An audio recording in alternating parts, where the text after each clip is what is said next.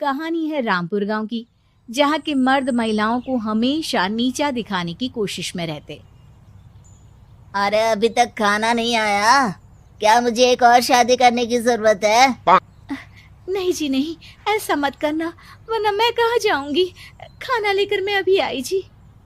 गांव की पंचायत में भी फैसले हमेशा औरतों के खिलाफ ही रहते।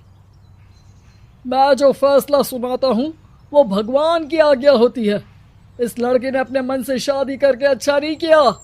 लड़के को घर भेज दो और इसकी शादी इसकी जाति की किसी लड़के से करवा दो, लेकिन ये लड़की, इसे तो गांव के बाहर निकाल दो।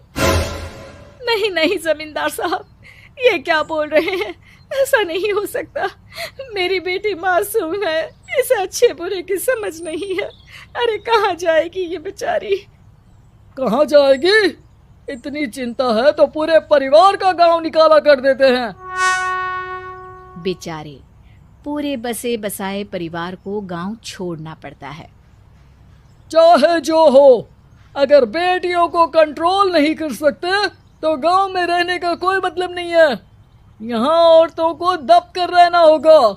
कोई भी अपने हिसाब से कुछ नहीं कर सकता, सब ईश्वर की मर्जी से ही होगा।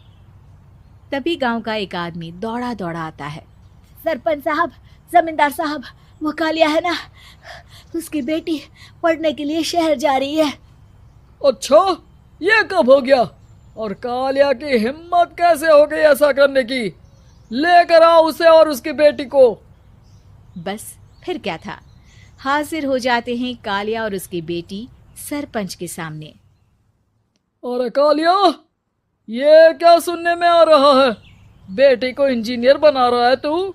और ये बता, गांव में तो स्कूल नहीं है, फिर कहाँ से इतनी क्लास पास कर गई तेरी बेटी?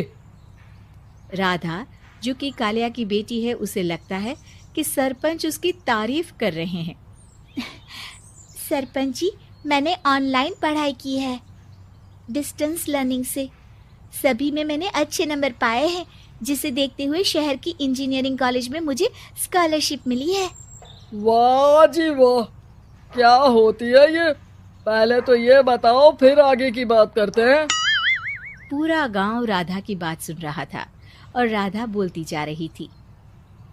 तो ऐसे मैं फ्री में एक अच्छी शिक्षा लेकर गांव में जो कुछ परेशानियां हैं, जैसे बिजली, पानी और इंटरनेट जैसी समस्याओं के लिए काम करूंगी। मैं गांव को शहर से जोड़ने के लिए पुल का निर्माण करवाने का प्रस्ताव रखूंगी। मुझे पूरी उम्मीद है कि जल्द ही हमारा गांव भी तरक्की की राह पर चल पड़ेगा। राधा की बात सुनकर सारे गांव वाले ताली बजाने लगते हैं। सरपंच को समझ नहीं आता कि वो क्या करे।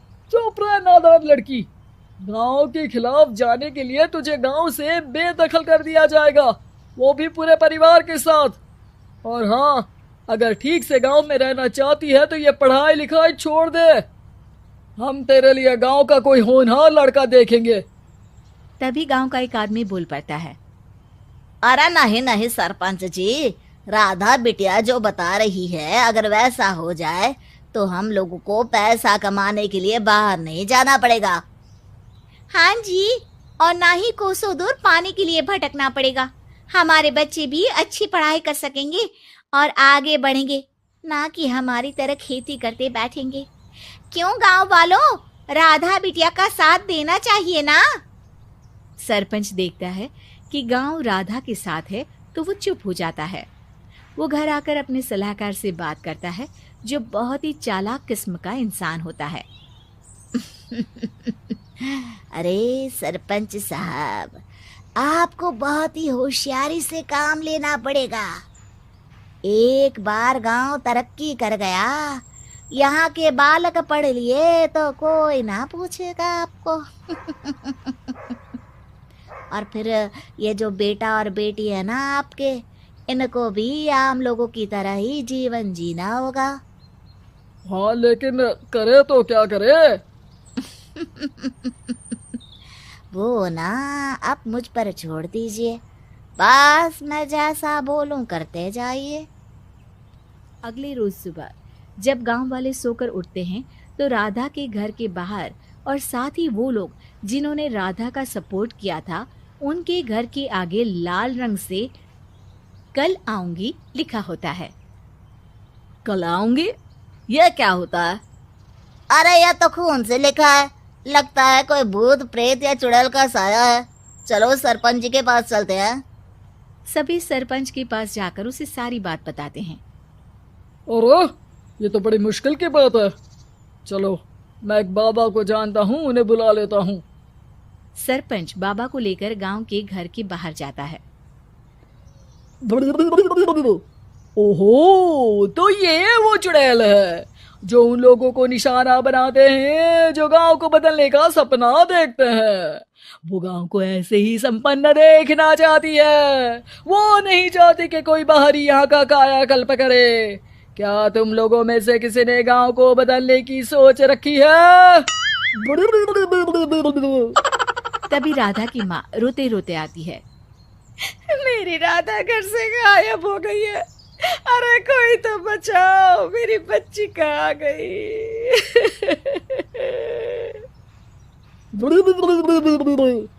ले गई वो चुड़ैल, तेरी बच्ची को ले गई।